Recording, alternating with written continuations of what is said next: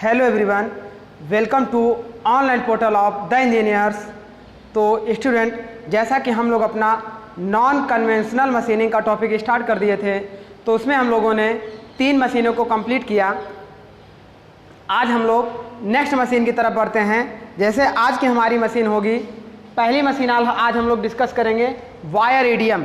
इसके पहले हम लोगों ने इलेक्ट्रिक डिस्चार्ज मशीनिंग और इलेक्ट्रोकेमिकल मशीनिंग के बारे में डिस्कस कर लिया था। तो चलिए आज हम लोग नेक्स्ट मशीन वायर ईडीएम के बारे में डिस्कस करेंगे। वायर ईडीएम क्या होता है? तो जैसा देखिए स्टूडेंट, यहाँ पे इसके नाम से ही पता चल रहा है वायर ईडीएम। ईडीएम का मतलब ये है इलेक्ट्रो डिस्चार्ज मशीनिंग, और वायर का मतलब ये हमारी जो मशीनिंग यानी कि जो कट करेगा मेटल को, वो एक वायर के माध्यम से कट करेगा, है ना। तो चलिए समझते हैं कि इसमें हम कैसे प्रोसेसिंग करते हैं। तो देखिए, सबसे पहले देखिए स्टूडेंट, यहाँ पर एक रोलर लगा होता है और यहाँ पर भी एक रोलर लगा होता है, और इन रोलरों में वायर को हम कनेक्ट कर देते हैं। वायर को कुछ ऐसा हम लोग कनेक्ट करते हैं। देखिए, सपोज करिए कि यहाँ से इस तरीके से ऐसा वायर हमारा कनेक्ट हो जाए, इसमें ऐसा वायर हमारा कनेक्ट हो जाए। अब यहाँ से देखिए ये होगा क्या कि जब ये रोलर अपने इस एक्सिस में रोटेट करेगा, तो यहाँ पे एक हमने इसको फिक्स रोलर लगा दिया और यहाँ पे एक हमने इसमें गाइड रोलर लगा दिया। देखिए स्टूडेंट, यहाँ पे हमने एक ये गाइड रोलर हमारा लगा हुआ है और एक ये गाइड रोलर हमारा लगा हुआ है। अब क्या होगा कि ये वायर हमारा इस रोलर से होके इस रोलर फिक्स रोलर और इसके बाद इस गाइड रोलर पे होके फिर इधर और देन हमारा इस रोलर पे आ गया।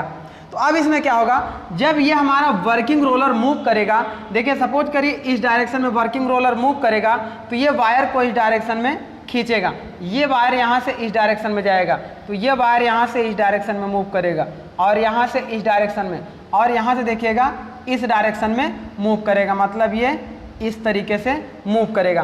तो इस तरीके से पूरा जब ये रोटेट करता है तो आगे इस तरीके से पूरा वायर ऐसे रोटेट करता रहता है। तो इसमें देखिए क्या होता है, 2 वर्किंग रोलर हमारे होते हैं इस तरीके से, 1 और 2, ये 2 हमारे वर्किंग रोलर होते हैं और ये 2 हमारे गाइड रोलर होते हैं और ये 2 हमारे सपोर्ट रोलर होते हैं। तो इस तरीके से हमारा एक वायर ईडीएम का मशीन कंप्लीट होता है। अब इसमें हम लोग वर्किंग कैसे करते हैं, चलिए उसकी बात कर लेते हैं हम लोग। तो देखिए, ये जो हमारा वर्कपीस रखा हुआ है, अब हम क्या करते हैं, ये मशीन ऐसे हमारी मूव कर रही होती है, इस वर्कपीस को इस डायरेक्शन में आगे की ओर हम बढ़ाते हैं या इस वायर को ही इस डायरेक्शन में हम, मतलब या तो पूरी मशीन को ऐसे आगे की ओर बढ़ाएंगे, तो उस केस में इस वर्कपीस को क्या करना होगा, फिक्स करना होगा, या तो इस वर्कपीस को आगे की ओर बढ़ाएंगे और मशीन को फिक्स करना होगा। तो जब ये वर्कपीस आगे बढ़ेगा, ये रोलर आगे बढ़ेगा, तो ये वायर आगे घूम रहा होगा, तो यहाँ से क्या होगा, मटेरियल कट होना, जितना ये वायर हमारा इसके साथ इंटरसेक्ट करेगा उतना मटेरियल ऐसे कट होता चला जाएगा। तो इस तरीके से हमारा मटेरियल रिमूव हो जाता है। तो ऐसे प्रोसेस को हम बोलते हैं वायर इलेक्ट्रो डिस्चार्ज मशीनिंग। अब आपके साथ सवाल ये उठता है कि सर ये तो हमारा वायर कटिंग प्रोसेस है, इसमें हम इलेक्ट्रो डिस्चार्ज मशीनिंग क्यों कहते हैं? तो चलिए उसका आपको जवाब देते हैं। अगर देखिए, इसमें हमारा कोई भी कूलेंट या कोई भी डाई इलेक्ट्रिक फ्लूइड का उपयोग ना हो, तो इस तरीके से ये पूरा प्रोसेस हमारा कहलाएगा वायर कटिंग, है ना। लेकिन हम क्या करते हैं, यहाँ पर देखिएगा एक कूलेंट का यूज करते हैं। ऐसे देखिएगा, इस तरीके से यहाँ पर नोजल लगाते हैं और यहाँ पर ऐसे जहाँ पे कटिंग होती है, इस नोजल को हम ऐसे आगे ले जाकर, यहाँ एक कंटेनर होता है, उस कंटेनर में हमारा इलेक्ट्रिक फ्लूइड भरा होता है। और कैसा फ्लूइड होता है, dielectric fluid. Dielectric fluid का मतलब हमारा सिंपल सा, जैसे किरोसिन ऑयल हो गया, ट्रांसफार्मर ऑयल हो गया, तो इस तरीके से हमारा डाई इलेक्ट्रिक फ्लूइड जब इस पर हमारा इम्पैक्ट करता है तो ये हमारी कटिंग होती है।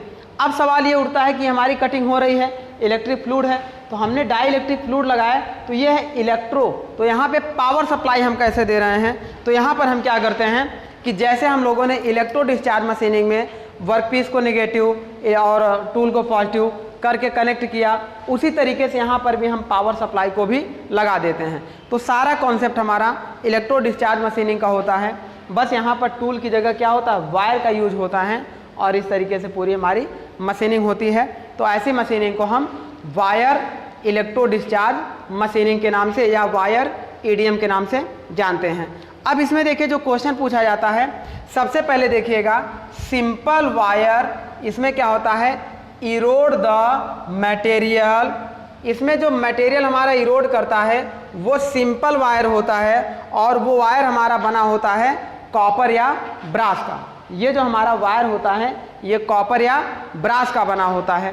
अब इस वायर का जो स्पीड होता है, ये जो वायर हमारा वो किस स्पीड से मूव कर रहा है, तो वो हमारा स्पीड होता है 3 मीटर पर मिनट, 3 मीटर पर मिनट के हिसाब से होता है। और इस वायर का जो डायमीटर होता है, देखिए जो डायमीटर ऑफ वायर होता है वो हमारा होता है 0.05 से 0.25 mm।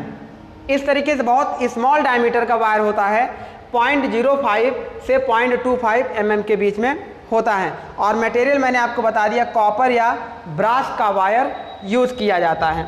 अब देखिए जो मटेरियल रिमूवल रेट हमारा होता है वो होता है 100 mm पर आवर। एक घंटे में 100 mm मटेरियल को ही ये रिमूव कर पाता। 100 mm का मतलब ये यहाँ से लेके यहाँ तक जो हमारा जाएगा यही हमारी लेंथ होगी और एक घंटे में 100 mm तक ही कर पाएगा। इस तरीके से मेटल रिमूवल रेट इसका क्या होता है, बहुत स्लो होता है। अब इसमें वर्कपीस हमारा कैसा यूज होता है, तो देखिए जब हम डाई इलेक्ट्रिक फ्लूइड का उपयोग करते हैं और पावर सप्लाई हम देते हैं तो यहाँ पर हमारा जो वर्कपीस होगा वो कैसा होगा, ओनली इलेक्ट्रिक कंडक्टिव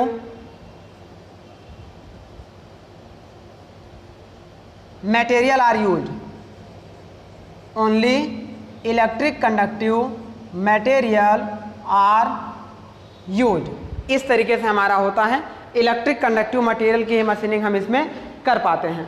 तो ये हमारा कंप्लीट होता है। एक या दो क्वेश्चन आपका इसमें से बनता है। पहला क्वेश्चन आपका ये बनता है कि वायर ईडीएम में वायर हमारा किस मटेरियल का बनता है, तो वायर हमारा बनता है कॉपर या ब्रास का बनता है। दूसरा क्वेश्चन ये बन सकता है कि वायर का डायमीटर हमारा कितना होता है, तो बहुत स्मॉल, लगभग 0.05 से 0.25 mm होता है। तीसरा क्वेश्चन हमारा बनता है मटेरियल रिमूवल रेट कितना होता है, तो 100 mm पर आवर होता है। तो इस तरीके से हमारा electro discharge machine wire complete होता है। चलिए अब हम नेक्स्ट टॉपिक इंपॉर्टेंट मशीन पढ़ने चल रहे हैं। हमारी नेक्स्ट मशीन है एब्रेसिव जेट मशीनिंग, AJM। इसका पूरा नाम होता है, ऐसे देखिएगा, इसका पूरा नाम होता है एब्रेसिव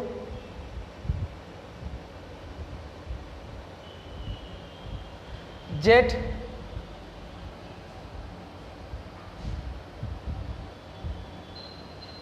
मशीनिंग। तो चलिए स्टूडेंट इसके बारे में हम लोग डिस्कस करते हैं कि AJM हमारी क्या होती है। शॉर्टकट में हम AJM से बुलाते हैं। तो इसमें क्या होता है हमारा, इसका देखिए नाम से हमारा पता चलता है कि एब्रेसिव हो रहा है, एब्रेसिव मटेरियल यूज किया जा रहा है मेटल कटिंग में और उस एब्रेसिव को जेट के रूप में यूज कर रहे हैं और फिर हमारी मशीनिंग हो रही है। तो हम एब्रेसिव पार्टिकल का उपयोग, यानी कि डस्ट पार्टिकल, जैसे सिंपल सा डायमंड डस्ट हो गई, कोरंडम हो गया है ना, सिलिकॉन कार्बाइड हो गया, बोरॉन ऑक्साइड हो गया, इनकी डस्ट को हम यूज करते हैं और उस मटेरियल पर हाई वेलोसिटी से, किसी वर्कपीस पर हाई वेलोसिटी से हम इम्पैक्ट कराते हैं तो हमारा मटेरियल रिमूव होता है। इस तरीके से इस प्रोसेस को हम लोग एब्रेसिव जेट मशीनिंग कहते हैं। तो चलिए एब्रेसिव जेट मशीनिंग में हम लोग थोड़ा सा अपना पहले देखते हैं। देखिए सबसे पहले होता क्या है इसमें, सपोज करिए कि देखिए हमारे पास एक वर्कपीस ऐसा होता है, देखिए इस तरीके से ये हमारा होता है वर्कपीस होता है। अब इस वर्कपीस की अपर सरफेस को, इस अपर सरफेस को हमें क्या करना है, रिमूव करना है। अपर सरफेस को बहुत ज़्यादा नहीं, बहुत स्मॉल लेयर को रिमूव करना है, जिससे क्या हमारा मटेरियल बहुत अच्छा फिनिश अचीव कर सके। तो इस अपर सरफेस को रिमूव करने के लिए हम क्या करते हैं, सपोज करिए कि ये वर्कपीस हमारा कंडक्टिव या नॉन कंडक्टिव दोनों हो। अगर नॉन कंडक्टिव हो तो कंडक्टिव होगा तो हम इलेक्ट्रो डिस्चार्ज मशीनिंग से कर लेंगे या इलेक्ट्रोकेमिकल मशीनिंग से कर लेंगे। लेकिन अगर ये वर्कपीस हमारा नॉन कंडक्टिव हो तो उस समय हम क्या करते हैं, तो देखिए पहले इस वर्कपीस को हम किसी बेस के ऊपर रखते हैं। बेस का मतलब क्या है, किसी टेबल के ऊपर हम रखते हैं। अगर हैवी वर्कपीस है तो टेबल के ऊपर रख दिए, अपने वेट से ही वो वर्कपीस हमारा रखा रहेगा। वर्कपीस का साइज स्मॉल है तो हम वर्कपीस और टेबल के बीच में एक फिक्सचर लगाते हैं, है ना। यहाँ पे एक फिक्सचर लगा देंगे और उसके बाद इस फिक्सचर से वर्कपीस को ऐसे हम क्या कर लेंगे, होल्ड कर लेंगे, तो जिससे मटेरियल हमारा क्या हो जाएगा, आगे मूव नहीं कर पाएगा, वर्कपीस हमारा क्या रहेगा, फिक्स रहेगा। तो इस तरीके से हम फिक्सचर लगा देंगे। फिर उसके बाद हम क्या करते हैं, देखें अब पूरे डायग्राम को देखिएगा, यहाँ पर एक हम नोजल लगा देते हैं और नोजल और वर्कपीस के बीच में हम कुछ डिस्टेंस छोड़ते हैं। तो इस डिस्टेंस को हम बोलते हैं nozzle tip distance, NDT। NDT इसका नाम होता है NDT, नोजल टिप डिस्टेंस, है ना। इसको हम लोग रखते हैं, लगभग ये होता है 7 से 13 mm के बीच में। अभी उसके बारे में भी डिस्कस करेंगे। पहले ऐसा देखिए, ये जो नोजल हमारा होता है ये हम किस मटेरियल का बनाते हैं, तो ज़्यादातर हम टंगस्टन मटेरियल का बनाते हैं। इसका भी रीज़न बता रहे हैं, टंगस्टन का बनाते हैं। टंगस्टन का क्यों बनाते हैं, क्योंकि जब एब्रेसिव पार्टिकल हाई वेलोसिटी से इस नोजल से आगे बढ़ के इस सरफेस के ऊपर से गुजरता है तो ये हमारा सरफेस तो रिमूव होती है, इस वर्कपीस का इंटरनल सरफेस भी उस एब्रेसिव पार्टिकल की वजह से रिमूव होने लगता है, जिससे ये नोजल हमारा जल्दी से ख़राब हो जाता है, मतलब टूल वियर हो जाता है। तो उस वियर को रोकने के लिए इस नोजल को हम किसका बनाते हैं, टंगस्टन का बनाते हैं। चलिए आगे बढ़ते हैं। अब हम क्या करते हैं कि जो एब्रेसिव पार्टिकल इसमें हम इम्पिन कराना चाह रहे थे, यानी कि भेजना चाह रहे थे, उसके लिए हम एक कंटेनर लेते हैं। देखिए इस तरीके से हम एक कंटेनर लेते हैं। अब इस कंटेनर में हम क्या करते हैं, देखिए इस कंटेनर में हमने क्या किया है, एयर ले लिया है, एयर या गैस ले लिया, एयर या गैस ले लिया। अब इसमें जो कंप्रेस्ड एयर होती है, जो गैस या एयर होती है, ये हमारी होती है कंप्रेस्ड एयर या गैस। ये नेचुरल हमारी एयर भी हो सकती है या कोई भी ऑक्सीजन हो सकता है, इस तरीके से कोई भी गैस हो सकती है। तो एक सिलेंडर हम लेते हैं, इस सिलेंडर में हम कंप्रेस्ड एयर ले लेते हैं, इसको इस तरीके से हमारा कंप्रेस्ड एयर हो जाता है। अब कंप्रेस्ड एयर को हम क्या करते हैं, एक देखिए इस तरीके से नोजल के थ्रू आगे हम बढ़ाते हैं, नोजल के थ्रू आगे हम बढ़ाते हैं। यहाँ पे इसमें पंप नहीं लगाएंगे। अगर ये हमारा कंप्रेस्ड एयर होगा तो यहाँ पे हम क्या लगा देंगे, वाल्व लगा देंगे। इस तरीके से हम यहाँ पे वाल्व लगा देंगे। अब इस वाल्व के माध्यम से क्या होगा कि आगे बढ़ेगी गैस, तो उस गैस में कुछ हमारे डस्ट पार्टिकल भी हो सकते हैं। तो उन डस्ट पार्टिकल को रोकने के लिए हम बीच में क्या लगा देते हैं, यहाँ पे हम फिल्टर लगा देते हैं, फिल्टर लगा देते हैं। तो ये गैस हमारी यहाँ पे इस तरीके से वाल्व लगा होता है, ऐसा वाल्व लगा होता है। इस वाल्व को हम ओपन करेंगे, ज़्यादा ओपन करेंगे तो ये वाल्व हमारा कुछ इस तरीके से ओपन होगा, ये गैस हमारी इस तरीके से आगे आके ऐसे पास करेगी। तो इस वाल्व के बाद गैस हमारी नोजल पे जाएगी, सॉरी फिल्टर में जाएगी। फिल्टर होकर हमारी गैस क्या होगी, प्योर हो जाएगी। जो भी डस्ट पार्टिकल होंगे वो इधर ही सेपरेट हो जाएंगे फिल्टर में। अब यहाँ से गैस हमारी आगे बढ़ रही है, फिर वो गैस हमारी आगे जाएगी, एक चैम्बर हमारा होता है। इस चैम्बर को हम लोग बोलते हैं मिक्सिंग चैम्बर, मिक्सिंग चैम्बर। अब ये गैस हमारी इस मिक्सिंग चैम्बर में पहुंचती है और इस मिक्सिंग चैम्बर के ऊपर हम क्या करते हैं, एक कंटेनर लगाए होते हैं और उस कंटेनर में थोड़ा सा हम फीड रेट छोड़ देते हैं। इस तरीके से फीड रेट छोड़ देते हैं और उस कंटेनर में हम एब्रेसिव पार्टिकल को पहले से भर के रखते हैं। और एब्रेसिव पार्टिकल हमारा क्या होता है, जैसे डायमंड डस्ट होती है ना, सिलिकॉन कार्बाइड होता है, एल्युमिनियम ऑक्साइड होता है, बोरॉन कार्बाइड होता है। तो मेनली 4 तरीके के ही हम यूज करते हैं। इस तरीके से हमारा क्या होता है, इसमें एब्रेसिव पार्टिकल इस कंटेनर में भरे होते हैं। जब इस पर फीड रेट दे देते हैं तो एब्रेसिव पार्टिकल नीचे आने लगता है और ये एयर आती है। फिर यहाँ पे इसको हम क्या करते हैं, एयर और एब्रेसिव पार्टिकल को मिक्स करने के लिए यहाँ पर एक हम वाइब्रेटर लगा देते हैं।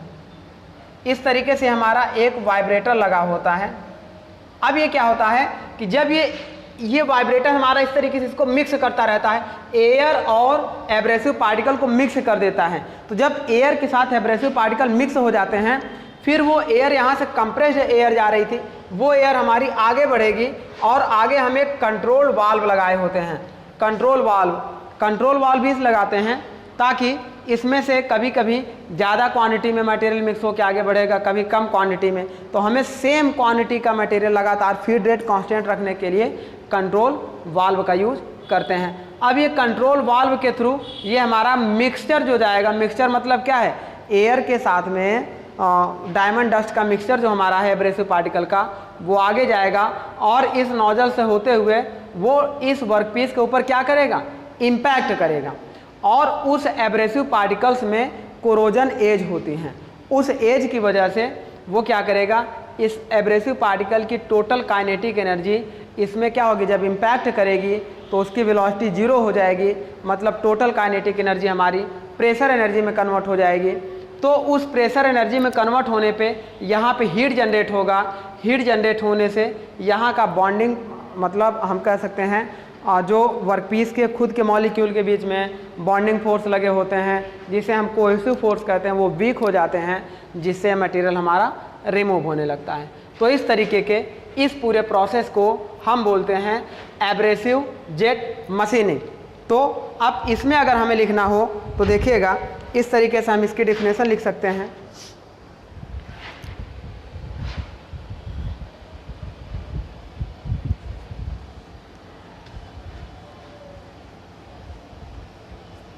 देखिए, in abrasive jet machining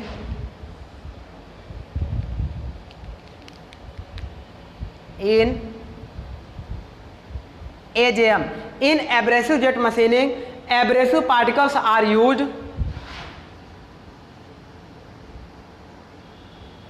abrasive particles are used to remove the material, to remove the material means mixing of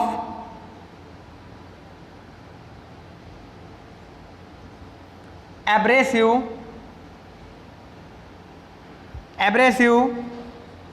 with abrasive particle को हम किसके साथ मिक्स करते हैं, एयर या gas, and then it is impact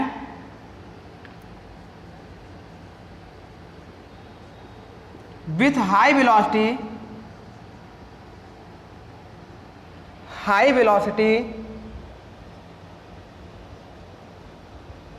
on the surface of workpiece की surface पे इन दोनों का मिक्सचर हमारा हाई वेलोसिटी से इंपैक्ट करता है। So total kinetic energy is converted into pressure energy. ये भी लाइन याद रखिएगा, pressure energy and this pressure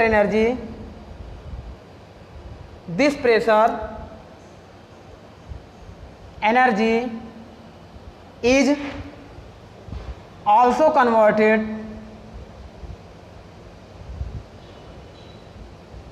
into thermal energy या heat energy, thermal energy. So MRR complete, MRR will be completed। तो इस तरीके से हमारा मटेरियल रिमूव होता है।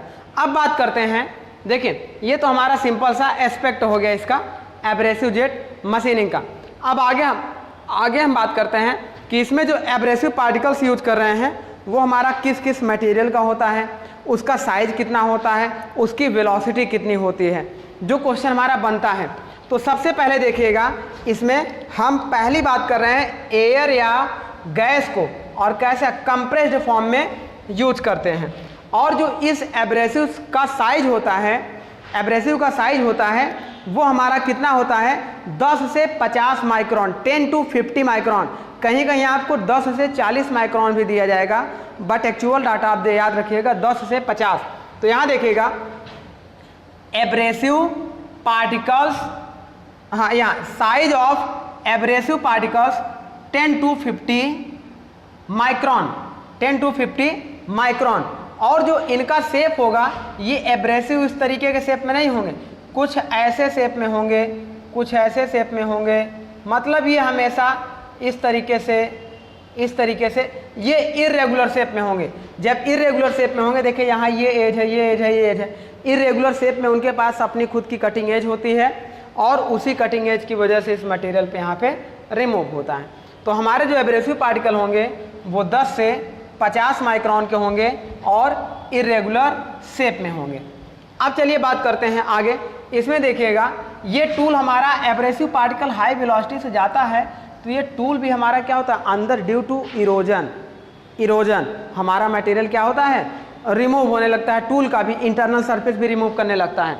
तो इस तरीके से इसमें टूल बियर भी होता है, जिस वजह से हम सबसे हार्ड मटेरियल टंगस्टन का टूल बना देते हैं। तो हम कह सकते हैं इसमें हम कह सकते हैं tool wear are possible, tool wear are possible, so tungsten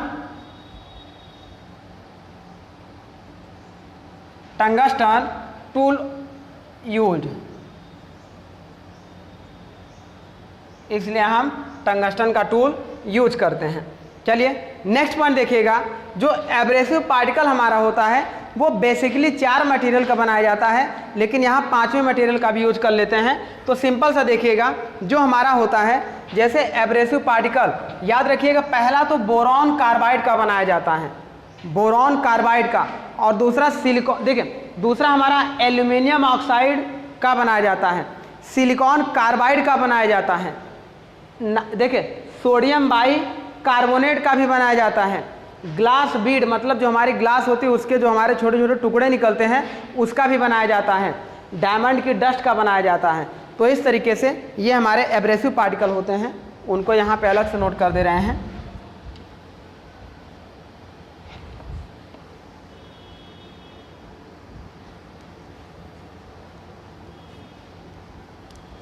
देखिए एब्रेसिव पार्टिकल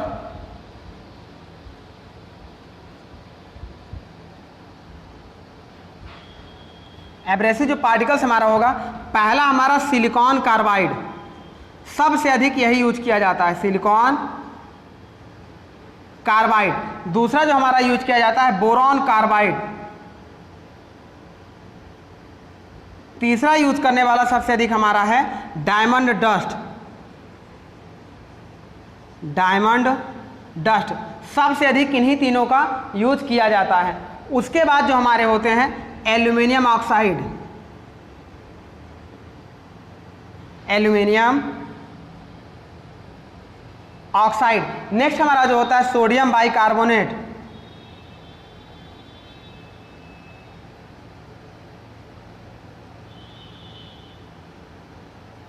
और नेक्स्ट हमारा होता है ग्लास बीड,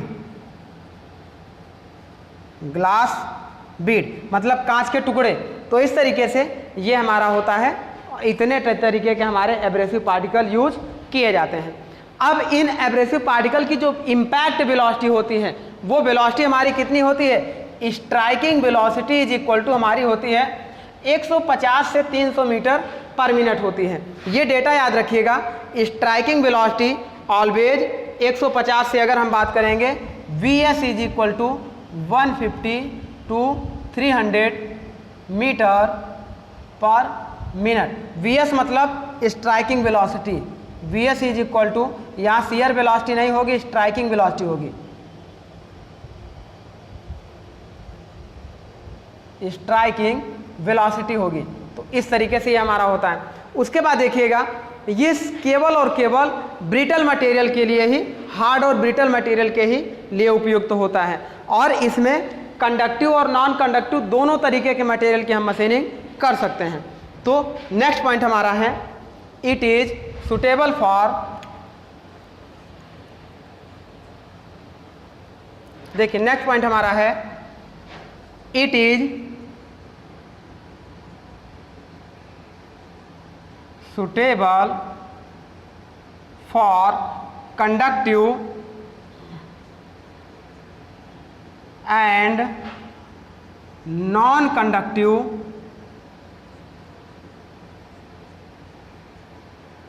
बोथ मटेरियल, यह दोनों मटेरियल के लिए सुटेबल होता है, कंडक्टिव और नॉन कंडक्टिव दोनों मटेरियल के लिए, like brittle material.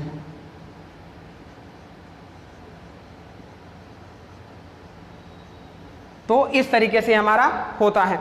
Next point देखिएगा, यह केवल पतली प्लेटों मतलब थिन सेक्शन प्लेट के लिए यूज किया जाता है, मोटे सेक्शन प्लेट के लिए यह यूज नहीं किया जाता है। थिन सेक्शन वर्कपीस अगर हमारा होगा तो उसी के लिए यूज किया जाता है। तो इस तरीके से it is use for thin section machining. अब एक लास्ट पॉइंट देखिएगा, इसमें डीबरिंग शब्द आया है, डीबरिंग। तो यह क्या होता है, ये समझिए कि जो हमारी जो है, सपोज करिए कि ये वर्कपीस था, ऐसे यहाँ पे देखिए, डीबरिंग का मतलब क्या है, डीबरिंग, डीबरिंग का मतलब ये है कि जैसे देखिए ये हमारा वर्कपीस है, आप इस वर्कपीस की जो एज है ये ऐसी नहीं होती है, ये एज हमारी कुछ इस तरीके से, अगर हम माइक्रो लेवल पे देखें इस तरीके से हमारी होती है। जब हम माइक्रो लेवल पे देखेंगे तो वर्कपीस की सरफेस, इस वाले वर्कपीस की सरफेस हमारी इस तरीके से होती है।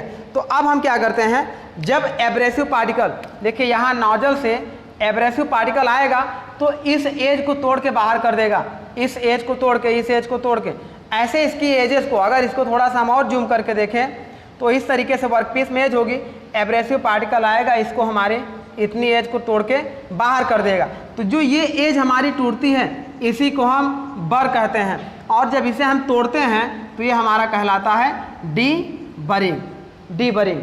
तो इस तरीके से हमारा प्रोसेस कंप्लीट होता है, तो ये हमारा डी बरिंग होता है। तो अब चलिए देखिए, deburring of workpiece, deburring of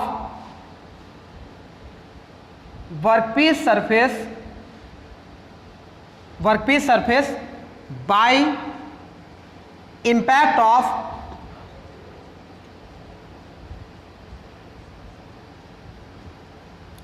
of abrasive, इस तरीके से ये हमारा होता है। नेक्स्ट पॉइंट देखिएगा, एनडीटी आपसे पूछ सकता है, एनडीटी क्या होता है। तो एनडीटी इसका पूरा नाम होता है नोजल टिप डिस्टेंस,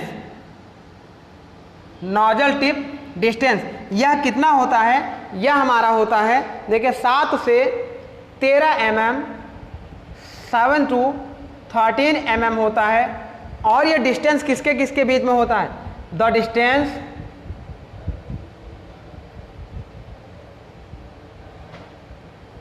बिटवीन देखिए to a nozzle tip and workpiece surface, nozzle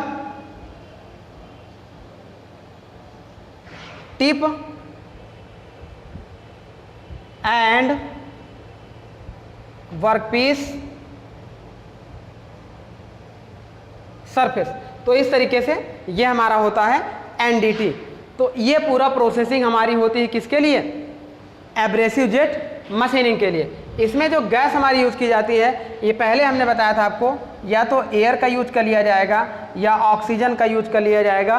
तो इस तरीके से कोई भी गैस होगी, सिंपल सा अगर हम एयर को भी ये ले लेंगे, बस एयर में अगर डस्ट पार्टिकल होंगे तो यहाँ पे हमारा फिल्टर लगा होगा और इस फिल्टर के थ्रू आगे बढ़ेगा, और यहाँ मिक्सिंग चैम्बर होता है, मिक्सिंग चैम्बर में एब्रेसिव पार्टिकल और किसको, गैस को मिक्स किया जाता है। तो इस तरीके से ये हमारा पूरा प्रोसेस कंप्लीट होता है। तो अब चलिए देखते हैं नेक्स्ट टॉपिक हम पढ़ते हैं। अब हमारी नेक्स्ट मशीन स्टार्ट करते हैं। वो मशीन हमारी होगी, देखिए एक डायग्राम मैंने यहाँ पे आपको बनाया हुआ है। इस डायग्राम में इस मशीन का नाम होता है अल्ट्रासोनिक मशीनिंग, यूएसएम। चलिए तो अगला जो टॉपिक हमारा होगा वो होगा यूएसएम पर। यूएसएम का मतलब पूरा नाम होता है अल्ट्रासोनिक मशीनिंग। अब इसका मतलब क्या होता है, अल्ट्रासोनिक का मतलब जो इलेक्ट्रिक करंट या जो पावर होगी उसे हम अल्ट्रासोनिक वेव में कन्वर्ट करेंगे और फिर वहाँ से वो जो वेव्स हमारी होगी उस वेव्स को हम फ्रीक्वेंसी को, अल्ट्रासोनिक फ्रीक्वेंसी को हम वाइब्रेशन एनर्जी में कन्वर्ट करेंगे। देन उसी वाइब्रेशन का उपयोग हम करेंगे किसके लिए, मशीनिंग के लिए करते हैं, है ना, मशीनिंग के लिए करते हैं। तो हम यहाँ से ये कर सकते हैं, ऐसा डायग्राम देखें, पहले हम पावर को भेजेंगे तो पावर हमारा कन्वर्ट होगा किस में, कन्वर्ट होगा हाई फ्रीक्वेंसी में, हाई फ्रीक्वेंसी में कन्वर्ट होगा। देन ये हाई फ्रीक्वेंसी हमारी कन्वर्ट होगी वाइब्रेशन एनर्जी में, वाइब्रेशन एनर्जी में। देन इस वाइब्रेशन के थ्रू हम क्या करेंगे, टूल हैमरिंग एक्शन करेंगे। अभी डायग्राम में सारी चीज़ें आपको क्लियर कर रहे हैं। टूल हैमरिंग करेंगे, देन हमारा क्या होगा, मशीनिंग होगा। तो इस तरीके से ये हमारा प्रोसेस कंप्लीट होता है। चलिए अब डायग्राम में हम लोग देखते हैं कि ये पूरा प्रोसेस हमारा कैसे कंप्लीट होता है। देखिए, हम सपोज करिए कि ऐसे देखिएगा, एक हमारे पास इस तरीके से बेस होता है, बेस के ऊपर हम क्या करते हैं, फिक्सचर को लगाते हैं। हमने कहा अगर टूल का साइज स्मॉल होता है तो एक फिक्सचर लगा देते हैं टूल और वर्कपीस के बीच में। अब क्या होगा, ये फिक्सचर हमारा वर्कपीस और टेबल को आपस में कनेक्ट कर देगा। यहाँ पर हमने वर्कपीस को रख लिया है। अब सपोज करिए कि हमें इस वर्कपीस पे या तो बहुत स्मॉल होल बनाना है या इस वर्कपीस की सरफेस को हमें रिमूव करना है। तो हम क्या कर रहे हैं, देखिए पूरा आप देखिए, ध्यान से देखिएगा। हमने क्या किया, इस वर्कपीस के ऊपर छोटे छोटे एब्रेसिव पार्टिकल्स हमने रख लिया। इसी एब्रेसिव पार्टिकल को हम बोलते हैं एब्रेसिव स्लरी, एब्रेसिव स्लरी हम बोलते हैं। अब हमने क्या किया कि देखिए, इस एब्रेसिव पार्टिकल को यहाँ पे हमने रख दिया। एब्रेसिव पार्टिकल के ऊपर हमने यहाँ पे क्या कर दिया, टूल रख दिया। टूल और वर्कपीस के बीच में कोई कनेक्शन नहीं है, लगभग 0.5 mm का गैप होता है और उसी साइज का हम यहाँ पे एब्रेसिव पार्टिकल लगा देते हैं। आप इसे ऐसे मत, अगर आप इसे इस तरीके से रेक्टेंगल में देखेंगे, सर्कुलर में देखेंगे, किसी भी शेप में होगा तो ये पूरा सरफेस को एब्रेसिव पार्टिकल कवर किया होता है। अब क्या करते हैं, इस टूल को हम थोड़ा सा हॉर्न से कनेक्ट करते हैं। इसे हम बोलते हैं हॉर्न। ये जो आपको दिखाई दे रहा है इस तरीके का, ये जो पार्ट दिखाई दे रहा है ये हमारा होता है हॉर्न। अब हम क्या करते हैं, टूल को हॉर्न से कनेक्ट कर देते हैं और इस हॉर्न को यहाँ पर हम देखिएगा ट्रांसड्यूसर से कनेक्ट कर देते हैं। इसे हम बोलते हैं ट्रांसड्यूसर। ये जो हमारा होता है इस तरीके का, इसे बोलते हैं ट्रांसड्यूसर। ट्रांसड्यूसर, इस तरीके से हॉर्न को हम ट्रांसड्यूसर से कनेक्ट कर देते हैं और उस ट्रांसड्यूसर के ऊपर हम एक जैकेट लगा देते हैं। ट्रांसड्यूसर के ऊपर एक हम जैकेट लगा देते हैं क्योंकि जब वर्किंग होती है तो ये ट्रांसड्यूसर हमारा हीट होता है, उस हीट को कम करने के लिए, कंट्रोल करने के लिए ऊपर एक वाटर जैकेट या कूलिंग जैकेट लगा देते हैं। तो ये सिस्टम हमारा यहाँ पे इतना हो गया।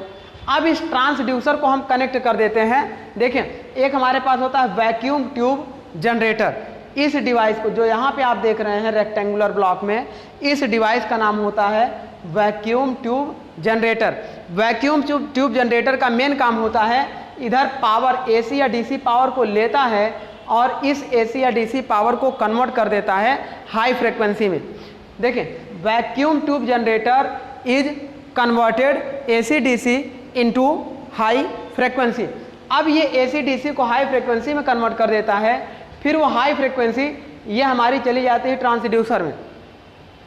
और ट्रांसड्यूसर का मेन फंक्शन होता है कि हाई फ्रीक्वेंसी को कन्वर्ट कर देता हाई वाइब्रेशन एनर्जी में। इस तरीके से हाई फ्रीक्वेंसी यहाँ पे converted into high vibration energy. और वो कैसा वाइब्रेशन हमारा कन्वर्ट करता है, इस तरीके के, मतलब ये टूल को हमारा इस तरीके से ऐसे वाइब्रेशन एनर्जी में कन्वर्ट कर देता है। ये टूल हमारा इस तरीके से मूव करने लगता है। अब देखिए, टूल जब इस तरीके से यहाँ मूव करेगा तो पहले टूल इस एब्रेसिव पार्टिकल के ऊपर जाएगा, फिर इस एब्रेसिव पार्टिकल पे हैमरिंग एक्शन करेगा, फिर ऊपर जाएगा, फिर हैमरिंग एक्शन करेगा। तो इस तरीके से ये वर्कपीस पर क्या होगा, यहाँ पर हीट जनरेट होने लगेगी प्रेशर एनर्जी के कारण और उस हीट की वजह से यहाँ का मटेरियल रिमूव हो जाएगा। तो इस तरीके से इस प्रोसेस को हम पूरा कहते हैं देखिए एब्रेसिव पार्टिकल्स यूज हो रहा है अल्ट्रासोनिक वेव्स के माध्यम से। तो ऐसे पूरे पार्टिकल्स के द्वारा मशीनिंग जो हो रही है उसे हम बोलते हैं अल्ट्रासोनिक मशीनिंग।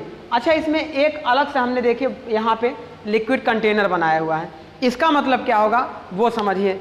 देखिए जब सपोज करिए कि इस तरीके से हमारा वर्कपीस हो, ऐसे देखिएगा इस तरीके से वर्कपीस हो और सपोज करिए कि ये टूल हो, अगर ये टूल लगातार ऐसे इस पे हैमरिंग एक्शन करता रहेगा और बीच में एब्रेसिव पार्टिकल्स हमारा वहीं पे पड़ा रहेगा, तो क्या होगा, एब्रेसिव पार्टिकल अपनी जगह को छोड़ेगा नहीं, तो उस वर्कपीस में मशीनिंग बहुत कम होगी। जब पुराना एब्रेसिव पार्टिकल हटेगा और हटेगा तो अपने साथ वो मटेरियल को भी लेके जाएगा जो थर्मल एनर्जी के थ्रू वहाँ का मटेरियल वीक हो चुका है। फिर दूसरा एब्रेसिव पार्टिकल आएगा, उसको हैमरिंग एक्शन हम करेंगे, फिर वो भी क्या करेगा, मटेरियल को ले जाएगा।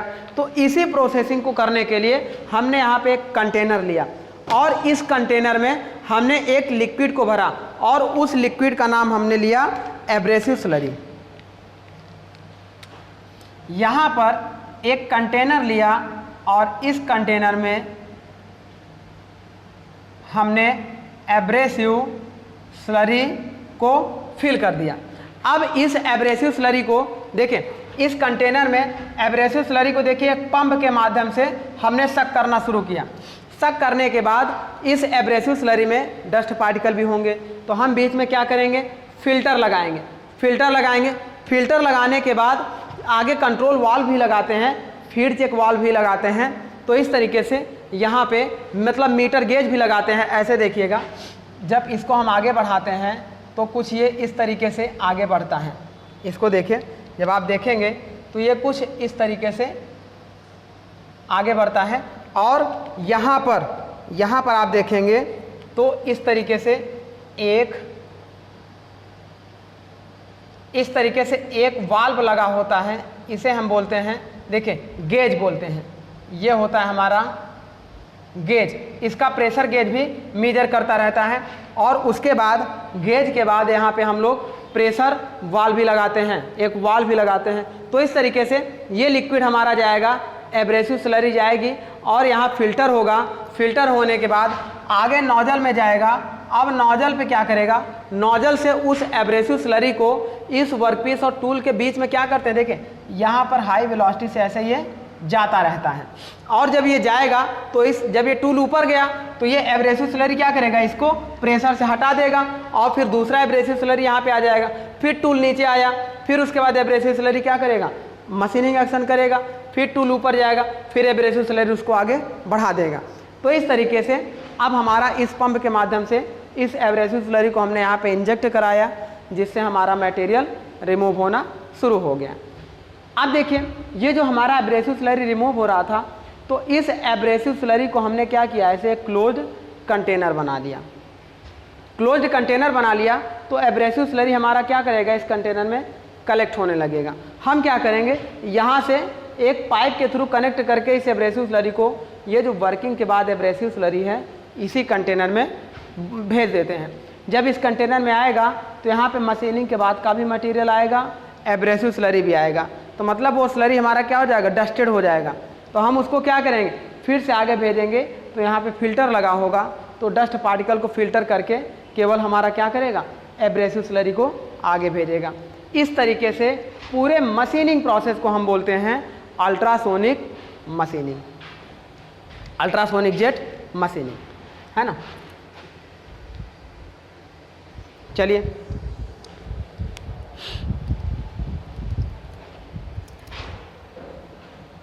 अल्ट्रासोनिक मशीनिंग में देखिए, पहला तो हमारा हो गया, ये लाइन आप याद रखिएगा कि जब हमारी पावर जाएगी तो पावर हमारी पहले कन्वर्ट होगी हाई फ्रीक्वेंसी में, और फिर हाई फ्रीक्वेंसी हमारी कन्वर्ट होगी वाइब्रेशन एनर्जी में। उस वाइब्रेशन एनर्जी से हम टूल को देंगे और वो टूल हमारा हैमरिंग एक्शन करेगा, देन हमारी मशीनिंग कंप्लीट होगी।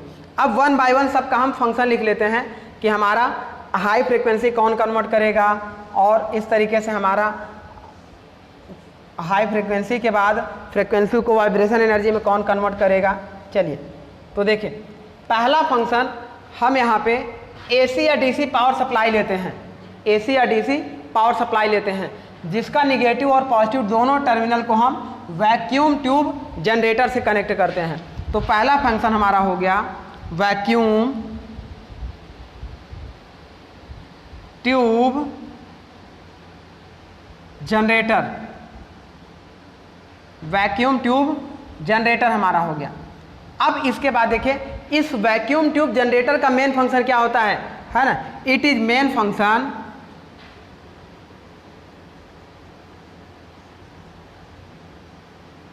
टू कन्वर्ट एसी या डीसी पावर, एसी या DC power into high frequency, लगभग 20 to 30 किलो हर्ट्ज के आसपास कन्वर्ट करता है। हाई फ्रीक्वेंसी, इस तरीके से हमारा होता है वैक्यूम ट्यूब जनरेटर का काम। अब वैक्यूम ट्यूब जनरेटर क्या करेगा, इस पावर को लिया हाई फ्रीक्वेंसी में कन्वर्ट किया, उस हाई फ्रीक्वेंसी को भेज देगा आगे ट्रांसड्यूसर में। तो ट्रांसड्यूसर का मेन काम क्या होगा, ये देखिए transducer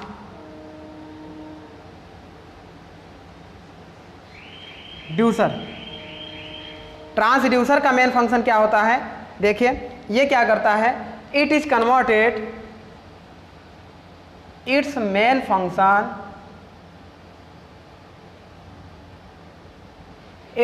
function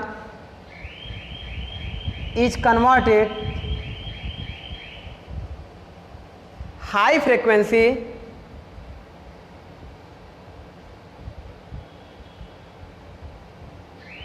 into high vibration energy, high vibration energy. इस तरीके से हमारा क्या हो जाता है, ट्रांसड्यूसर वर्क करता है। अब ट्रांसड्यूसर के माध्यम से जो हॉर्न हमारा लगा होता है, ट्रांसड्यूसर से जो हाई फ्रीक्वेंसी एनर्जी हमारी किस में कन्वर्ट हुई है, वाइब्रेशन एनर्जी में, उस वाइब्रेशन एनर्जी को टूल तक कैरी करने के लिए हम क्या लगा देते हैं, हॉर्न लगा देते हैं। ये पूरा यहाँ से लेके यहाँ तक ये जो आपको दिखाई दे रहा है, ये हमारा हॉर्न होता है। तो नेक्स्ट हम लोग हॉर्न के बारे में लिख लेते हैं, हॉर्न। तो ये हमारा क्या करेगा, horn is carry vibration energy, horn is transfer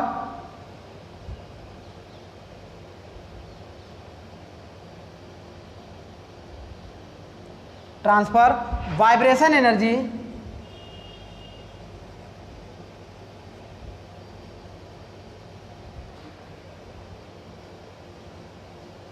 from transducer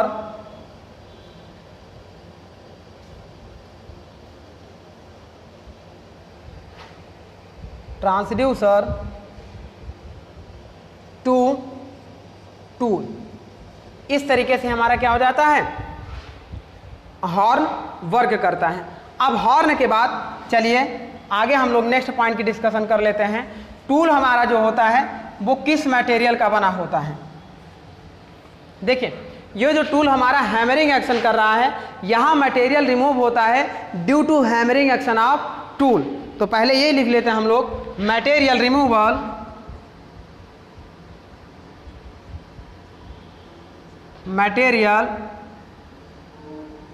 removal due to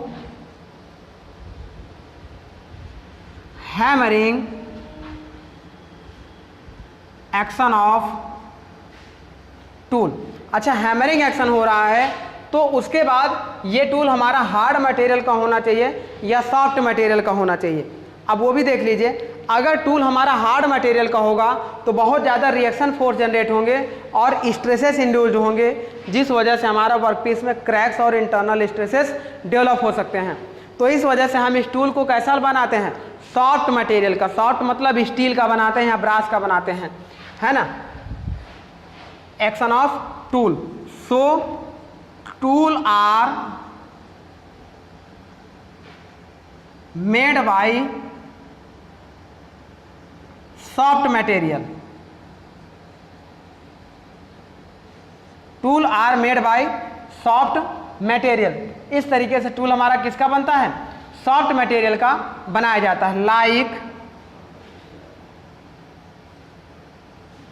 steal और ब्रास। तो इस तरीके से हमारा देखिएगा ये टूल बनता है, स्टील का बनाया जाता है या ब्रास का बनाया जाता है या कॉपर का भी बनाया जाता है ना।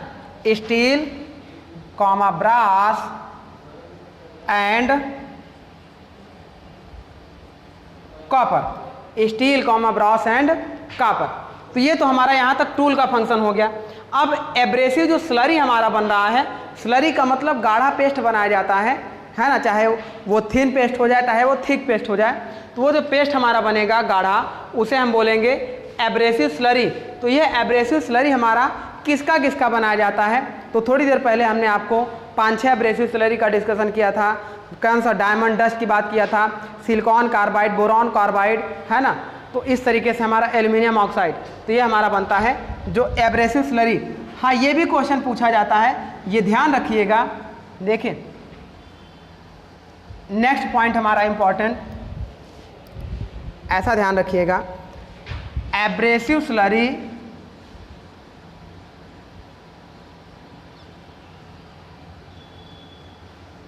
Are used in USM ultrasonic machining में। ये ध्यान रखिएगा, आपसे 4 क्वेश्चन पूछा जाएगा कि एब्रेसिव स्लरी निम्न में से किस में यूज किया जाता है, अल्ट्रासोनिक मशीनिंग में, लेजर बीम मशीनिंग में, इलेक्ट्रॉन बीम मशीनिंग में, या फिर इलेक्ट्रो डिस्चार्ज मशीनिंग में, या इलेक्ट्रोकेमिकल मशीनिंग में।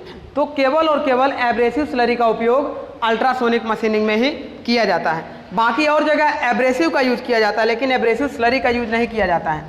अब इसमें जो स्लरी होता है हमारा, वो स्लरी किसका बनता है, देखिए abrasive slurry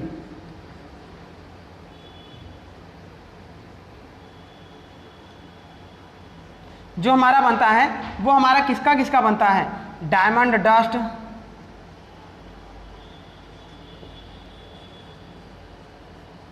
dust, silicon carbide,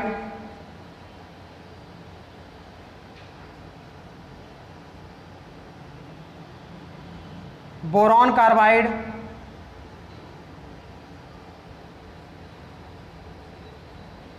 है ना, सोडियम बाइकार्बोनेट,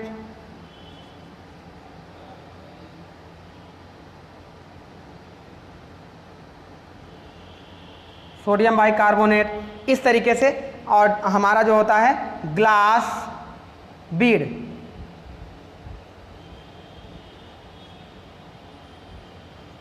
एटसेट्रा। तो इस तरीके से हमारा क्या बनता है, एब्रेसिव स्लरी बनाया जाता है। अब ये जो वर्कपीस हमारा होता है ये किस टाइप का होना चाहिए, तो वर्कपीस का नेचर हमारा कैसा होना चाहिए, हार्ड और ब्रिटल वर्कपीस मटेरियल को हम मशीन्ड करते हैं। अच्छा, यहाँ पे देखिए कोई AC DC पावर का यूज नहीं हो रहा है, केवल पावर हमारी इतनी ही जगह यूज हो रही है। तो यहाँ पे जो वर्कपीस का मटेरियल होगा वो both electric and non electric conductive are used. तो हम यहाँ से वर्कपीस के लिए लिख लेते हैं, तो बोथ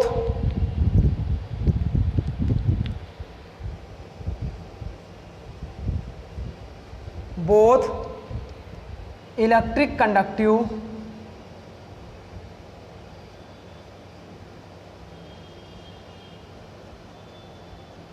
एंड नॉन कंडक्टिव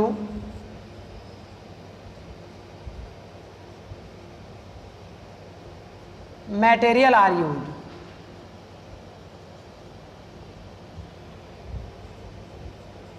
और नेक्स्ट हम लिख सकते हैं only brittle and hard material. वैसे ज़्यादातर ये केवल ब्रिटल मटेरियल के लिए किया जाता है, ultrasonic machining only brittle material are use. Brittle मतलब जैसे ग्लास हो गया, है ना, थोड़ा सा भी फोर्स लगाने पे क्या हो जाता है, चटक जाता है। तो इस तरीके से ये केवल और केवल ब्रिटल मटेरियल के लिए ही यूज किया जाता है। तो इसे नोट करिए, फिर इसके आगे के कुछ और इंपॉर्टेंट पॉइंट के बारे में हम डिस्कस करते हैं।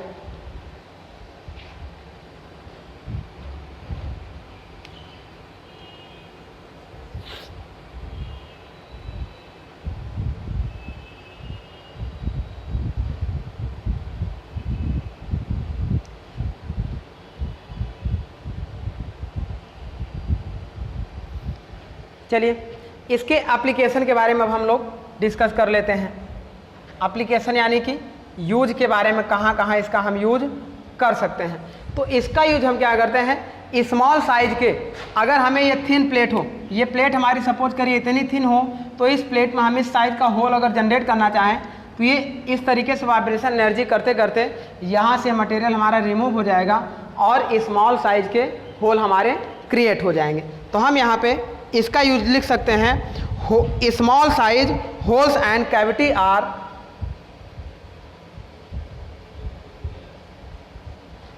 Small size holes and cavity are produce in hard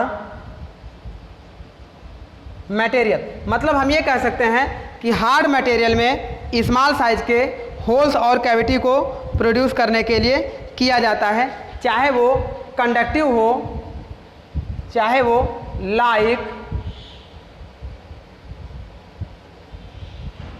conductive and non conductive material. तो ये इंपॉर्टेंट पॉइंट है, इसे राइट डाउन करिए। फिर इसके आगे हम लोग बढ़ते हैं। जैसे इसमें कोई कंडक्टिव और नॉन कंडक्टिव मटेरियल हो और वो हार्ड और ब्रिटल हो, तो उसमें हम लोग स्मॉल साइज का होल प्रोड्यूस कराना चाहें तो आसानी से हम लोग प्रोड्यूस करा सकते हैं।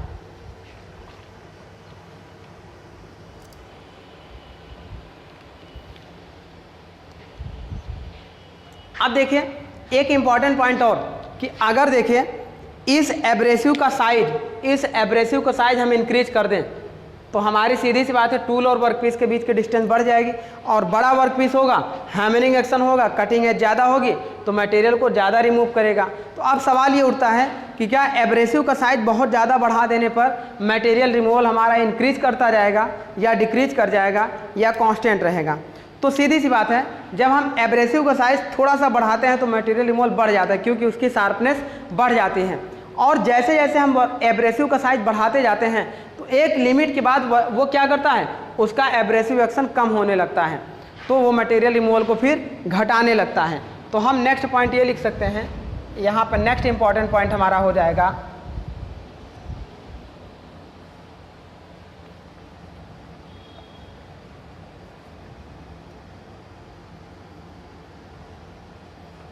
देखें, when increase size of abrasive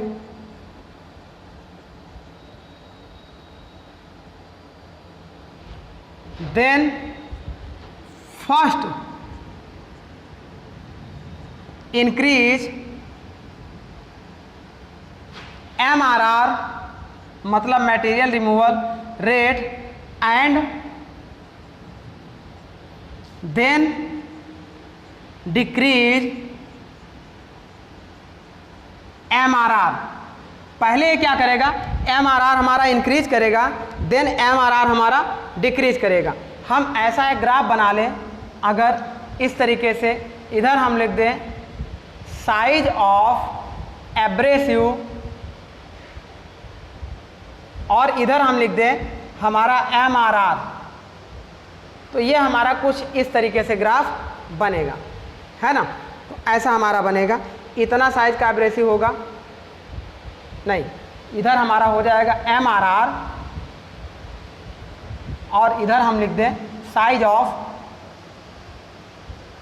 abrasive. तो इस तरीके से देखिए MRR इतना बढ़ाकर एब्रेसिव का साइज इतना करेंगे, इतना करेंगे, फिर इतना करेंगे तो घटने लगेगा। तो इस डायग्राम को बनाइए। फिर नेक्स्ट पॉइंट हम लोग लिखते हैं, इसमें टूल वियर भी हमारा क्या होता है, पॉसिबल होता है। जब हैमरिंग एक्शन होता है तो ये टूल भी हमारा क्या होता है, घिसता है। क्यों घिसता है, क्योंकि हम टूल को सॉफ्ट मटेरियल का रखते हैं। तो नेक्स्ट पॉइंट इसमें यह भी लिख लीजिएगा, tool wear are possible, tool wear are possible. तो इतना पॉइंट आप राइट डाउन करिए। फिर आगे की ओर हम लोग बढ़ते हैं।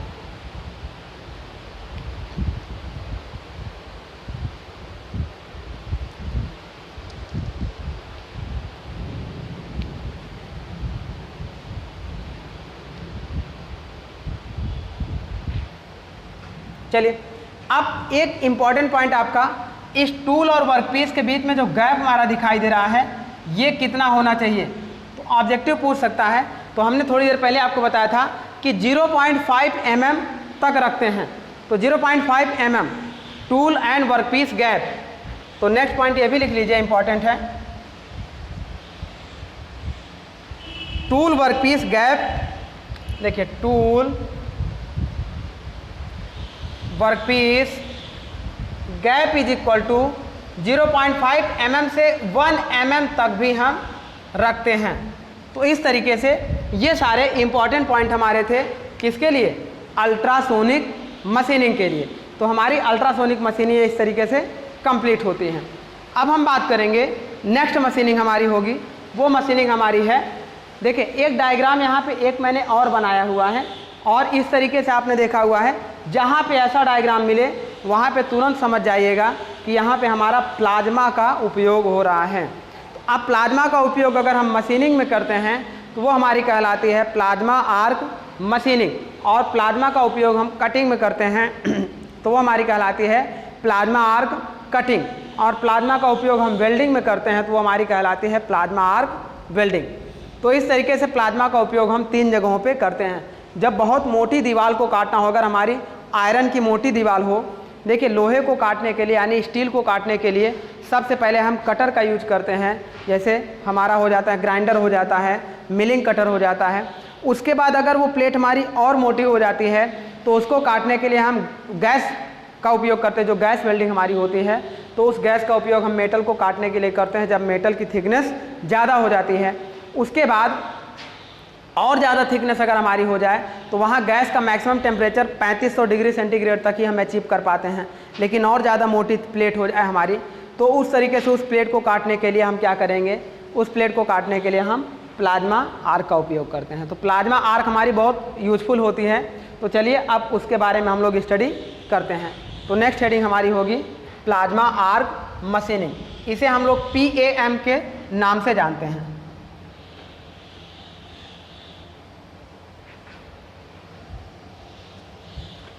देखिए नेक्स्ट हमारा हो गया PAM। इसको हम लोग पूरा नाम प्लाज्मा आर्क मशीनिंग कहते हैं। अब इसमें देखिए ये प्लाज्मा क्या होता है, समझिए। जब हम किसी एयर को या किसी गैस को, जब एयर या गैस को हम क्या करते हैं, हीट करते हैं, और लगभग 5500, देखिए 5300 भी कहीं कहीं आपको मिलेगा, और 5500, 5300 से 5500 डिग्री सेंटीग्रेड तक जब हम किसी गैस को गर्म करते हैं तो वो गैस हमारी क्या हो जाती है, अपने आयनों में टूटना शुरू हो जाती है। आयनों का मतलब इलेक्ट्रॉन, प्रोटॉन और न्यूट्रॉन में, मतलब पॉजिटिव आयन, निगेटिव आयन और न्यूट्रल आयनों में टूटना शुरू हो जाती है। 5500 डिग्री सेंटीग्रेड पर वो स्टार्ट होती है gases start to break in his ion like positive, negative and neutral ion. अब क्या करेंगे, इसका ये ब्रेक होना शुरू होगा, लेकिन जब इस टेम्परेचर को और हम राइज करते चले जाते हैं तो लगभग 11000 डिग्री सेंटीग्रेड से 28000 डिग्री सेंटीग्रेड पर वो गैस हमारी पूरी तरीके से आयनों में टूट जाती है, और उसी आयनिक स्टेट को, आयोनाइजेशन स्टेट को हम क्या बोलते हैं, प्लाज्मा बोलते हैं। तो हम कह सकते हैं 11,000 to 28,000 degree centigrade gases are break purely, break in its ion. This ionic state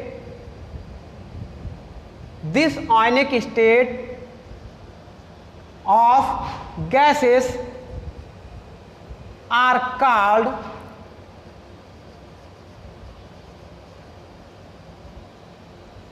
plasma. तो बेसिकली हमारा क्या होता है, जब किसी गैस को हम 5300 या 5500 डिग्री सेंटीग्रेड के एबव गर्म करते हैं तो वो गैस अपने आयनों में सेपरेट होना शुरू होती है और 11000 से 28000 डिग्री सेंटीग्रेड पर वो प्योर आयनों में टूट चुकी होती है। तो इस तरीके से उस आयनिक स्टेट को हम प्लाज्मा कहते हैं। अब उसी प्लाज्मा का उपयोग हम मेटल कटिंग में, मेटल वेल्डिंग में या मटेरियल रिमूवल में करते हैं। तो चलिए आगे अब हम इस फिनोमिना पे आते हैं। तो इस फिनोमिना में देखिएगा कि हमने क्या किया है। सपोज करिए, देखिए एक हमने सिलेंडर लिया और इस सिलेंडर में हमने क्या किया, यहाँ पर हमने एयर या गैस को हमने इसमें फिल कर दिया। अब एयर या गैस को फिल कर दिया, फिर हमने क्या किया, इसको इस तरीके से आगे बढ़ाया और देखिए ऐसा देखिएगा यहाँ पर एक चैम्बर हमने बना दिया और ये जो चैम्बर आप देख रहे हैं ये सिलेंड्रिकल चैम्बर है हमारा। इस सिलेंड्रिकल चैम्बर को बना दिया और इस चैम्बर के बीचों बीच इस तरीके से हमने क्या किया है, एक टूल लगा दिया है। और टूल हमारा जो लगा होता है वो हमारा किसका होता है, टंगस्टन का होता है। ये जो हमारा टूल होता है, अगर इसकी बात करें तो ये टूल हमारा टंगस्टन का बना होता है। अब टंगस्टन का टूल हमारा इस गोले चैम्बर के बीचों बीच ऐसा लगा होता है। तो मतलब ये जो गैस जाएगी इस चैम्बर में टंगस्टन के चारों ओर हमारी क्या हो जाएगी, फिल हो जाएगी। और जब लगातार इस गैस को हम आगे बढ़ाते जाएंगे और ऊपर से हमने क्या किया है, इसको यहाँ से हमने ऐसे बंद कर दिया तो ये गैस हमारी ऊपर ना जाके नीचे जाना शुरू करेगी। यहाँ से हमने क्या किया, इतना इसको स्पेस दे दिया है गैस को बाहर निकलने के लिए। अब ये गैस हमारी ऐसे क्या करेगी, बाहर निकलना शुरू करेगी। नेक्स्ट प्रोसेस में हमने क्या किया कि नीचे वर्कपीस को रख दिया और ऊपर हमने इलेक्ट्रोड को रख दिया। इस टूल को हम लोग इलेक्ट्रोड के नाम से जानते हैं। तो इस इलेक्ट्रोड को रख दिया और नीचे वर्कपीस को रख दिया। अब इस इलेक्ट्रोड यानी टूल को हमने कनेक्ट कर दिया निगेटिव आयन से और वर्कपीस को हमने कनेक्ट कर दिया पॉजिटिव आयन से। जब हम पावर सप्लाई ऑन करेंगे और टूल और वर्कपीस के बीच में हमने थोड़ा सा गैप दिया है तो इलेक्ट्रॉन हमारे क्या करेंगे, जैसे हमने आर्क वेल्डिंग का जानते हैं कि 2 से 5 mm का गैप रखते हैं तो इलेक्ट्रॉन हमारे क्या होते हैं, जंप होने लगते हैं। जब इलेक्ट्रॉन हमारे जंप करते हैं तो बीच में हमारा क्या होता है, गैप की वजह से रेजिस्टेंस क्रिएट होता है। तो वहाँ पे जो गैसेस होती हैं, जो एयर होते हैं, वो क्या होते हैं, ड्यू टू रेजिस्टेंस वो हमारे क्या होते हैं, स्पार्किंग होने लगते हैं और बर्न होने लगते हैं। तो वहीं हमारी आर्क जनरेट होती है। सेम फिनोमिना यहाँ पर भी वही होता है। जब हम इस पावर सप्लाई को ऑन करते हैं तो मिनिमम गैप के कारण यहाँ से निगेटिव से पॉजिटिव की ओर करंट जाएगी और इलेक्ट्रॉन जंप करना शुरू करेंगे। तो यहाँ पे एक आर्क हमारी जनरेट हो जाती है। अगर हम इस गैस को मान लिया अभी ब्रेक किए हुए हैं और उसके बाद हमने क्या किया, यहाँ पावर सप्लाई ऑन किया, अब ये आर्क हमारी बन चुकी है। जब ये आर्क हमारी बन गई है तो यहाँ से हम क्या करते हैं, एक वाल्व लगाए हुए हैं इस तरीके से, चाहे आप इसके ऊपर वाल्व लगा दीजिए, है ना। अब इस वाल्व को हम क्या करेंगे, ओपन करेंगे तो ये गैस हमारी जाएगी इस चैम्बर में, यहाँ भरेगी, फिर नीचे की ओर आना शुरू करेगी। अब वो गैस क्या करेगी, जब इस आर्क के कांटेक्ट में आएगी, ये आर्क हमारी लगातार मेंटेन रहेगी। जब इस आर्क के कांटेक्ट में आएगी तो इस गैस का टेम्परेचर लगातार बढ़ने लगेगा और इस आर्क का टेम्परेचर इतना रखते हैं कि इस गैस का टेम्परेचर लगभग 11000 से 28000 डिग्री सेंटीग्रेड तक पहुंच जाता है। तो ये गैस हमारा इसी टिप पर अपने आयनों में टूट जाती है और फिर उसी आयनों का उपयोग हम उस फिर के, ये लगातार ये प्रेशर बढ़ता रहता है, ये गैस ऐसे जाती रहती है। ये जो आयनिक स्टेट आई ये आगे वर्कपीस पे इम्पैक्ट करेगी और फिर दूसरी गैस आएगी, फिर वो आयोनाइज्ड होगी, वर्कपीस पे इम्पैक्ट करेगी। तो वो आयोनाइजेशन ऑफ स्टेट जो हमारी होगी इस वर्कपीस पे इम्पैक्ट करेगी और वर्कपीस को हमारा क्या करेगी, मेल्ट करेगी और वेपराइजेशन कर देगी। तो इस तरीके से जो वर्कपीस हमारा रिमूव होगा वो मेल्टिंग एंड वेपराइजेशन फॉर्म में रिमूव होगा। तो इस तरीके से हमारा पूरा फिनोमिना कहलाता है प्लाज्मा आर्क मशीनिंग। अब देखिए यहाँ पे प्लाज्मा तो हमारी ये बन के मशीनिंग हो रही है। अब सपोज करिए कि यहाँ पर बहुत ज़्यादा टेम्परेचर जनरेट हो रहा है। टेम्परेचर ज़्यादा जनरेट होने की वजह से ये हमारा टूल भी गर्म होगा और ये हमारा ये चैम्बर भी गर्म होगा। तो इस चैम्बर और टूल को कूल रखने के लिए इसके बाहर एक दूसरा चैम्बर बना लेते हैं। ये जो हमने देखा इसके बाहर एक इतना बड़े डायमीटर का दूसरा चैम्बर बना लेते हैं और उस चैम्बर में हम लोग वाटर का यूज करते हैं। ये क्वेश्चन 2-3 बार पूछा गया है कि इसमें प्लाज्मा आर्क मशीनिंग में टूल को कूल करने के लिए हम किसका यूज करते हैं कूलेंट के रूप में? तो ज़्यादातर लोगों को यही पता होता है कि अगर कूलेंट का यूज करेंगे तो वहाँ हम ऑयल का ऑप्शन सेलेक्ट कर देंगे। यहाँ ऑयल नहीं यूज करते हैं, वाटर का यूज करते हैं, क्योंकि वाटर क्या करता है, ऑयल की अपेक्षा ज़्यादा हीट को कैरी करके ले जा सकता है, तो इसीलिए हम वाटर का यूज करते हैं। ये वाटर जैकेट होता है और वाटर जैकेट में वाटर को हम भर देते हैं, तो ये वाटर हमारा इसके टेम्परेचर को लगातार मेंटेन रखता है। अब यहाँ वाटर जैकेट लगा दिए, तो अगर वाटर जैकेट का कांटेक्ट स्टूल से होगा तो स्टूल के माध्यम से इस जगह पूरी जगह क्या हो जाएगी, करंट हमारी फैल जाएगी। तो हम उस करंट को ब्रेक करने के लिए वाटर जैकेट और टूल के बीच में देखिए एक इंसुलेटर का यूज कर देते हैं, इंसुलेटर का यूज कर देते हैं। तो इस तरीके से अब ये हमारी पूरी सेफ तरीके से मशीनिंग हो रही है, और ऐसी मशीनिंग ऑपरेशन को हम बोलते हैं प्लाज्मा आर्क मशीनिंग। तो चलिए इसमें भी कुछ इंपॉर्टेंट पॉइंट हम लोग नोट कर लेते हैं। ये तो हमारा हो गया प्लाज्मा, हो गया प्लाज्मा हो गया। अब प्लाज्मा के बाद हम लोग क्या करेंगे, इसमें जो हम गैस यूज कर रहे हैं वो कौन सी गैस हम यूज कर रहे हैं? तो सिंपल सा हम एयर या ऑक्सीजन, जो हमारी गैस हमारी जो यूज होगी वो गैस हमारी कौन सी होगी, एयर या ऑक्सीजन। इस तरीके से हम गैस का यूज कर लेते हैं।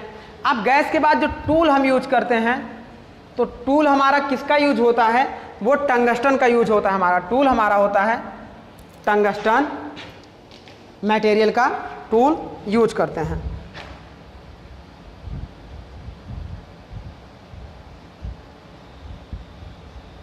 टंगस्टन मटेरियल का हम टूल यूज करते हैं। इंसुलेटर का यूज करते हैं, तो इंसुलेटर क्यों यूज करते हैं? Insulator are use to protect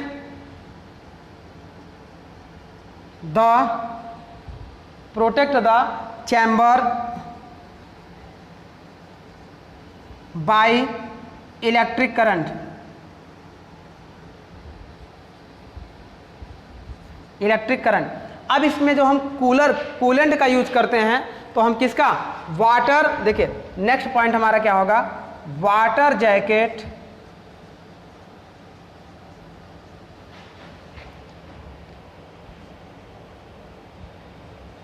are used and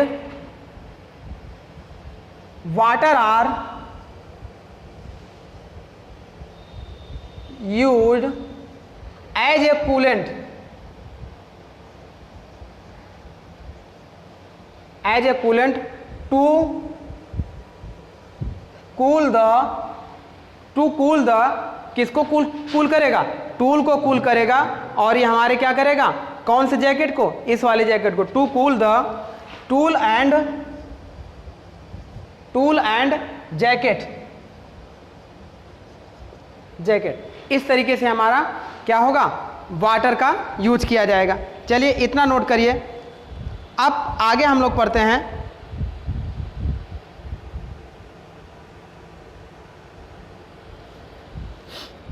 ये देखिएगा ज़्यादातर किस मटेरियल के लिए उपयोग किया जाता है। तो स्टील, अगर हम बात करें वर्कपीस मटेरियल, तो ये मोर प्रोबेबल आपका जो वर्कपीस मटेरियल होता है वो ज़्यादातर स्टील के लिए यूज किया जाता है, एल्युमिनियम के लिए यूज किया जाता है एंड एटसेट्रा, इस तरीके से। और ब्रिटल और हार्ड मटेरियल के लिए भी यूज किया जाता है। अब MRR जब हमारा इंक्रीज होगा, देखिए जब इस गैस फ्लो को हम बढ़ाएंगे, आर्क तो हमारी मेंटेन है, गैस फ्लो को हम बढ़ाएंगे तो यहाँ प्लाज्मा का फॉर्मेशन तेज़ी से होगा, तो जिस वजह से मटेरियल रिमूवल हमारा क्या होगा, इंक्रीज होगा। तो नेक्स्ट पॉइंट हम देखिए लिख लेते हैं।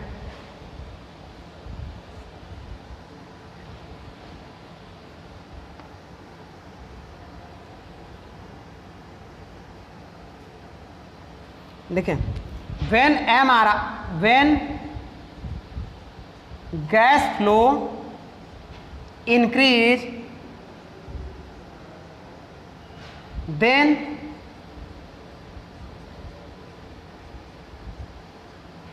increase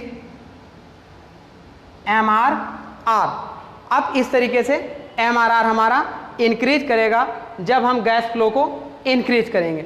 और ये जो हमारा होगा आर्क जो हमारी बनेगी वो किसके किसके, अच्छा देखिएगा, एक कनेक्टर हम किसके बीच लगा देते हैं, इस तरीके से जो हमारा इंसुलेटर के बाद ये जो हमारा जैकेट है, जैकेट से भी हम पॉजिटिव टर्मिनल को कनेक्ट करा देते हैं, जिससे अगर इधर से भी पावर सप्लाई कम मिल रही होगी तो कुछ पावर सप्लाई यहाँ से भी मिल जाएगी। तो इस तरीके से हमारा क्या होगा, मोर क्वांटिटी में यहाँ पे हीट जनरेट होगी, मोर क्वांटिटी में हीट हमारी जनरेट होगी। तो इस तरीके से हमारा ये हो जाएगा। और करंट जो हमारी और वोल्टेज होता है हमारा, इसमें देखिए करंट एंड वोल्टेज,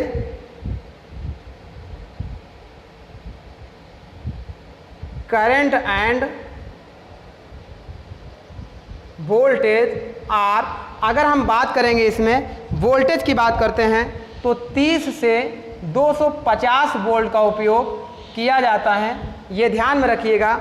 और अगर हम करंट की बात करेंगे तो लगभग 600 एम्पियर हमारी करंट यूज की जाती है। इसमें जो वोल्टेज और करंट यूज किया जाता है हमारे पावर सप्लाई में, वोल्टेज हमारा 30 से 150 वोल्ट के आसपास और करंट हमारी 600 एम्पियर के आसपास यूज की जाती हैं। तो इस तरीके से इस पॉइंट को भी नोट करिए। और उसके बाद देखिएगा, देखिए इसमें जो गैसेस हमारी यूज होती हैं, उसके बाद जो एक्चुअल का टेम्परेचर हमारा होता है, जो टेम्परेचर हमारा होता है, temperature of plasma is equal to 11,000 degree centigrade to 28,000 degree centigrade के अप्रॉक्स इसका हमारा प्लाज्मा का टेम्परेचर होता है।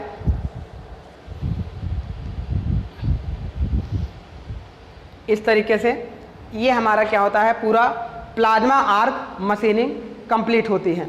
अब ये मटेरियल रिमूवल रेट जो हमारा होता है, ये किस फॉर्म में मटेरियल हमारा रिमूव होता है, यहाँ पर भी मटेरियल हमारा मेल्ट होगा और हाई किसकी वजह से, हाई टेम्परेचर की वजह से मेल्ट होगा और ये जो हमारा आर्क है मेल्ट होने के बाद वेपराइज होने लगेगा। तो material are removal in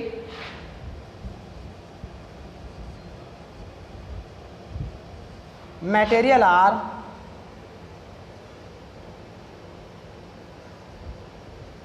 removal in form of melting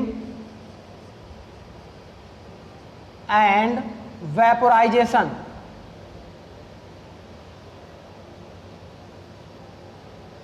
इस तरीके से मटेरियल हमारा मेल्टिंग और वेपोराइजेशन के फॉर्म में रिमूव होता है। तो ज़्यादातर इसका उपयोग देखिए हम हार्ड और टफ वर्कपीस के लिए भी करते हैं, लेकिन मोर प्रोबेबल डक्टाइल मटेरियल के लिए हम इसका उपयोग करते हैं, है ना। तो इस तरीके से स्टूडेंट ये हमारा प्लाज्मा आर्क मशीनिंग कंप्लीट होता है। तो चलिए इसको आप अच्छे से रिवीजन करिएगा। अगर इससे आपको कोई डाउट हो तो उस पर आप कमेंट करिएगा। फिर आगे की मशीनें भी हमारी अभी और बची हुई हैं, जैसे लेज़र बीम मशीनिंग हमारी बची हुई है, इलेक्ट्रॉन बीम मशीनिंग बची हुई है। तो इस तरीके से हम नेक्स्ट मशीन को नेक्स्ट लेक्चर में डिस्कस करेंगे। तो आज का लेक्चर हम यहीं पे स्टॉप करते हैं। इससे रिलेटेड अगर आपको कहीं पे भी कोई कन्फ्यूजन हो तो एक बार आप कमेंट करिएगा, वहाँ पे आपको रिप्लाई मिलेगा। चलिए, थैंक यू।